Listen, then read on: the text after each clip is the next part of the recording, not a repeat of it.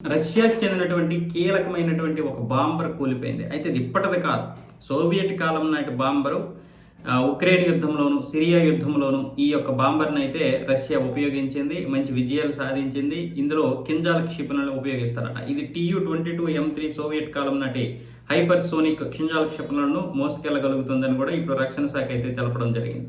ఇది సైబీరియాలోని ఇర్కుట్స్ అనే ఒక ప్రాంతంలో ఈ యొక్క సంఘటన జరిగినట్లుగా ఆ యొక్క ప్రాంత గవర్నర్ అయితే ధృవీకరించడం జరిగింది. ఇందులో ఎటువంటి యుద్ధ సామాగ్రి లేదు. కాకపోతే నలుగురు సిబ్బంది ఉంటే ఆ నలుగురు కూడా సురక్షితంగా బయటపడ్డారు. అటవీ ప్రాంతంలో కూలిపోయింది. అయితే ఇది వైఫల్యం వల్లే ఈ విధమైనటువంటి ప్రమాదం జరిగిందని కూడా రష్యా రక్షణ శాఖ కూడా ఈ విషయాన్ని ధృవీకరించడం జరిగింది. ఈ యొక్క ఏవైతే క్షిపణులు ఉన్నాయో, అంటే ఈ బాంబర్లు ఉన్నాయో, ఈ బాంబర్లు రష్యా దగ్గర కొన్ని వందలు ఉన్నాయి. వీటితోటే ఇప్పటి వరకు కూడా యుద్ధం చేస్తూ వచ్చింది. పైగా ఇప్పుడు ఈ సోవియట్ కాలం నాటి ఈ యొక్క బాంబర్లన్నింటినీ కూడా అంటే బాగా పనిచేసినటువంటి యుద్ధానికి ఉపయోగిస్తుంది. మిగతా వాటిని శిక్షణకి అయితే ఉపయోగించడం జరుగుతుంది.